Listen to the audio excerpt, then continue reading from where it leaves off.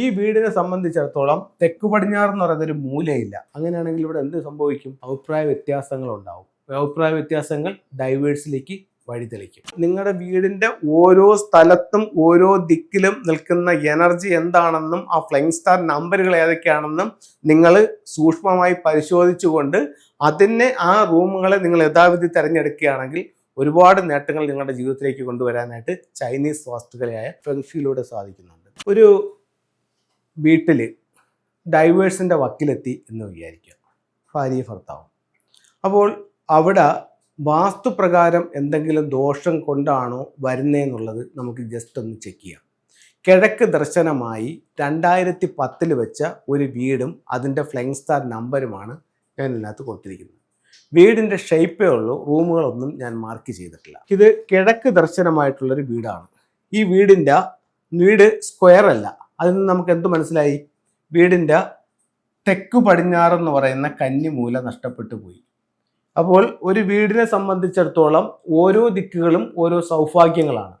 തെക്ക് പടിഞ്ഞാറിൻ്റെ സൗഭാഗ്യം എന്ന് പറയുന്നത് ഭാര്യ ഭർത്തൃ ബന്ധം, ഐക്യം, ഗൃഹനാഥയുടെ അഭിവൃദ്ധി, ഇത്തരം കാര്യങ്ങൾ, വിവാഹം, പരസ്പര സ്നേഹം, ഒരുമ എന്നിവയാണ് തെക്ക് പടിഞ്ഞാറ് പറയുന്നത്.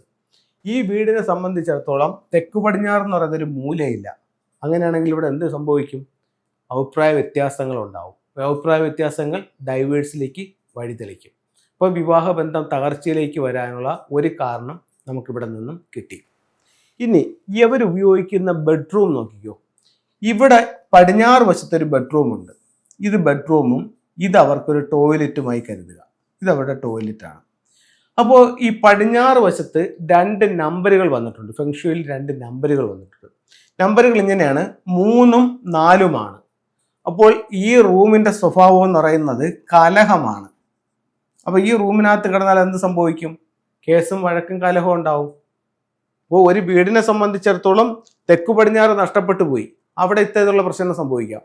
അടുത്തത്, ഈ വീടിൻ്റെ ഫ്ലൈയിങ് സ്റ്റാർ നമ്പർ എടുക്കുമ്പോൾ 3-4 എന്ന് പറയുന്ന ഒരു കോമ്പിനേഷനിലാണ് ഇവരുടെ ബെഡ്റൂം എന്നുണ്ടെങ്കിലും അവിടെ ഇത് സംഭവിക്കാം. അടുത്തത്, ഇവർക്ക് തെക്ക് വശത്ത് ഒരു ബെഡ്റൂം ഉണ്ടായിരുന്നു കരുതുക. ആ ബെഡ്റൂമിലാണ് ഇവർ കിടക്കുന്നതെന്ന് കരുതുക. പ്രശ്നങ്ങളെ മാത്രമാണ് നമ്മൾ നോക്കുന്നത്. അങ്ങനെയാണെങ്കിൽ ഇതിനകത്ത് നിൽക്കുന്ന നമ്പർ 52 എന്ന് പറയുന്നൊരു നമ്പറാണ്. ഈ റൂമിനകത്ത് അവർ കടന്നാൽ ടോട്ടൽ ലോസ് ആണ്. അതായത് മൊത്തവും നഷ്ടപ്പെട്ടു പോവുക എന്നുള്ളൊരവസ്ഥയാണ് ഈ റൂമിനകത്ത് കിടന്നത്. അപ്പോൾ ഒരു വീടിൻ്റെ വാസ്തുദോഷങ്ങൾ കൊണ്ട് അവിടെ ഉണ്ടാകാവുന്ന തകർച്ചകളും പ്രശ്നങ്ങളും ഏതൊക്കെ രീതിയിൽ വരാം എന്നുള്ളതാണ് ഞാൻ നിങ്ങളുമായിട്ട് വരച്ച് കാണിച്ചത്. ഇവർക്ക് ബെഡ്റൂമായിട്ട് ഉപയോഗിക്കാൻ പറ്റുന്ന റൂമുകൾ ഇതിൻ്റെ ഫെങ്ഷു പ്രകാരം ഉണ്ടെങ്കിൽ ഒന്ന് ഇതാണ്. ഈ ഒരു 9-7 കോമ്പിനേഷനിൽ അവർക്കൊരു ബെഡ്റൂം ഉണ്ടെങ്കിൽ ഇത് നല്ല പ്രോസ്പെരിറ്റി അവർക്ക് കൊടുക്കും. ദിക്കുകളെ നോക്കിയല്ല, ഫ്ലൈയിങ് സ്റ്റാർ നമ്പറുകളെ നോക്കിയിട്ടാണ് ഞാൻ ഈ പറയുന്നത്.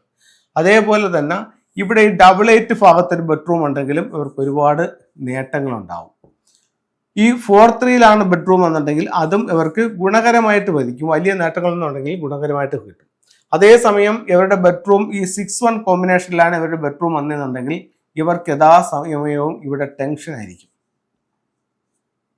ഈ 2-5 ഇവരുടെ ബെഡ്റൂമെങ്കിലോ ഇവർക്ക് രോഗമായിരിക്കും.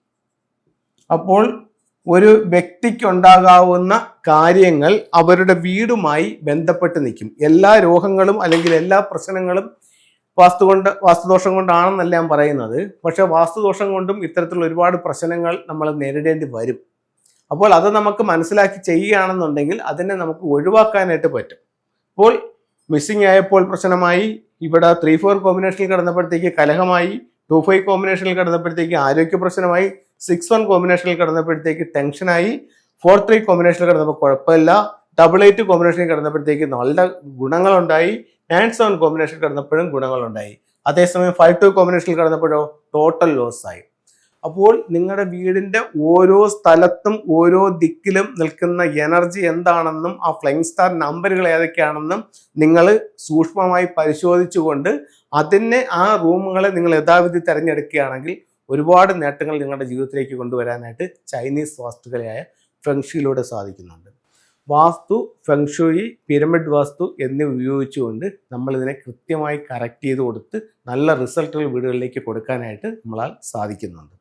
ഫെങ്ഷുയുടെ ചില ടൂളുകളിലേക്ക് നമുക്ക് പോകാം. ഇത് ഒരു വെൽത്ത് ഷിപ്പിന്റെ സിമ്പിളാണ്. ഇത് നിങ്ങളുടെ സ്വീകരണം നമ്മുടെ സൗത്ത് ഈസ്റ്റിൽ വയ്ക്കുന്നത് സാമ്പത്തിക നേട്ടത്തിന് നല്ലൊരു ടൂളായി കണക്കാക്കപ്പെടുന്നു. നിങ്ങളുടെ ഓഫീസിൽ വെക്കാം, നിങ്ങളുടെ ഷോപ്പിലും വെക്കാം. കുടുംബത്തിന്റെ ഐക്യത്തിന് വേണ്ടി ഉപയോഗിക്കാവുന്ന ഒരു സിമ്പിൾസ് ആണ് മിസ്റ്റിക് നോട്ട്. ഇത് ബെഡ്റൂമിന്റെ സൗത്ത് വെസ്റ്റ് കോർണറിൽ വെക്കാം. ഇത് 88 എന്ന് പറയുന്ന ഒരു സിമ്പിൾസ് ആണ്.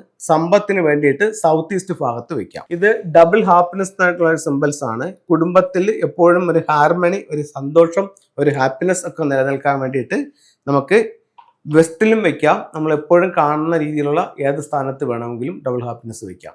അപ്പോൾ എല്ലാവർക്കും എല്ലാ ഐശ്വര്യങ്ങളും ഉണ്ടാവട്ടെ എന്ന് പ്രാർത്ഥിച്ചുകൊണ്ട് നിർത്തുന്നു. നന്ദി, നമസ്തേ.